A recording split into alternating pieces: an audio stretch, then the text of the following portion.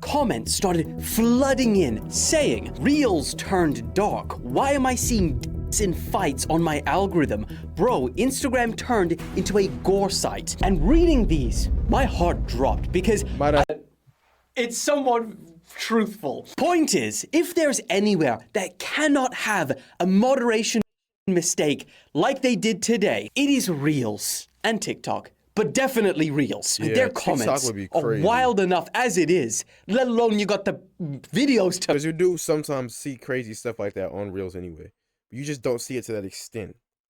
TikTok, you never see crazy stuff like that. match. Some users Like, it's very rare. said that they saw this graphic content even with Instagram's sensitive content control enabled to its highest moderation sensitivity, and it still made its way through. So, what the hell happened around the world? Well, for a while, no one knew. Some speculated a hack, and others said it was just a random glitch. But then, Meta swooped on in to save the day, and they gave us very detailed and reassuring explanation. A Meta spokesperson said in a statement shared with CNBC, "We have fixed an error that has caused some users to see content in their feed that should not have been recommended. We apologize for the mistake."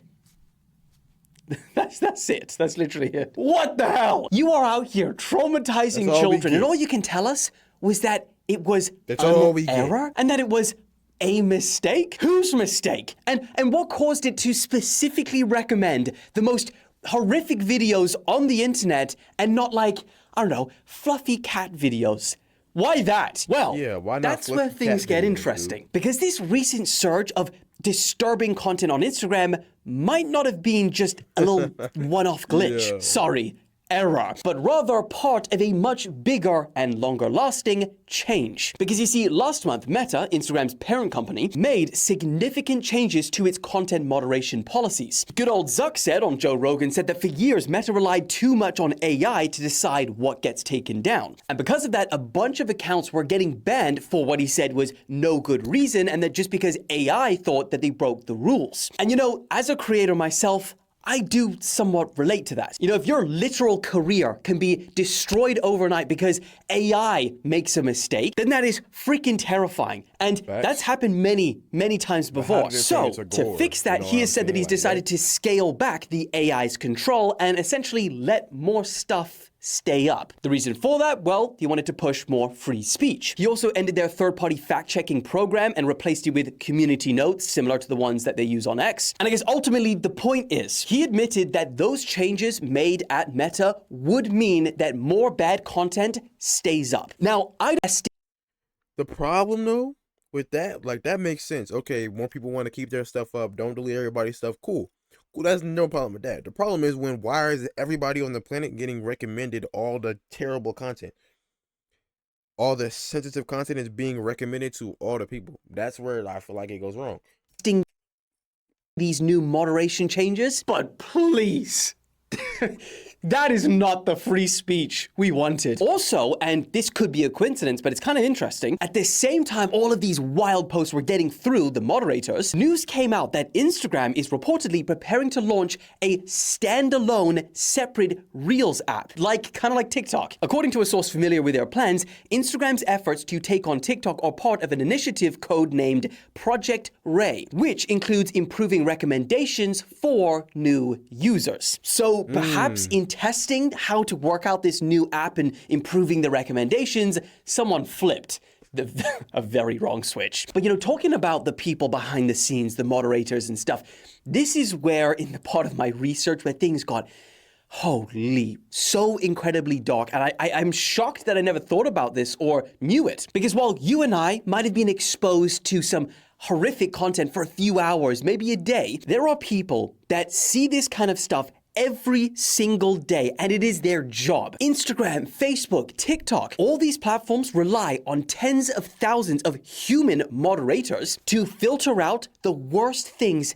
imaginable. Stuff that AI simply can't detect properly. And these aren't high-paid experts sitting in fancy offices. Most of them are low-paid workers in places like Colombia, Kenya, and the Philippines. Some of them make as little as $1.50 an hour to sit through endless streams of violence, exploitation, and just real-life horror. And they don't get to look away like we do. They have to watch analyze and decide whether this video needs to stay up or not. One former TikTok moderator, Claudia, said that she was forced to watch so many disturbing videos of people eating live animals that she literally developed a phobia and had panic attacks at work. She said that she tried to get help through TikTok's mental health support program, but it took them 2 months before they even responded. And when they finally did, they basically told her, yeah, we can't help. Go try your local healthcare system. And this kind of experience, the more that I looked into, turns out it's normal for moderators, which is horrific. Another moderator, Candy Fraser, said that she had to review videos for 12 hours a day that included, oh my gosh, Alex, ready for the beeps? Couldn't even put it in. Animals. Holy! She said that she suffers from significant psychological trauma, including anxiety, depression, and post-traumatic stress disorder.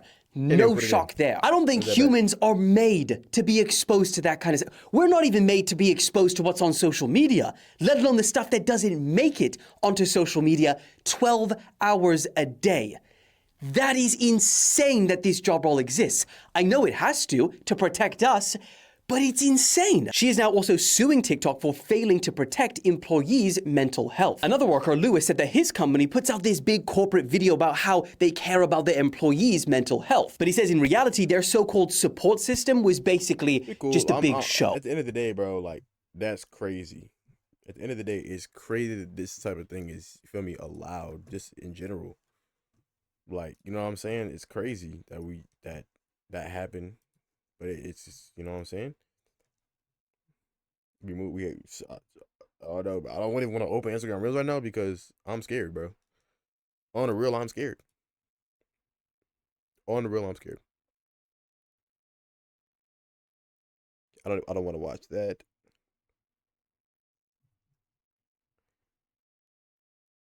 Yeah, we probably gonna have to slide back the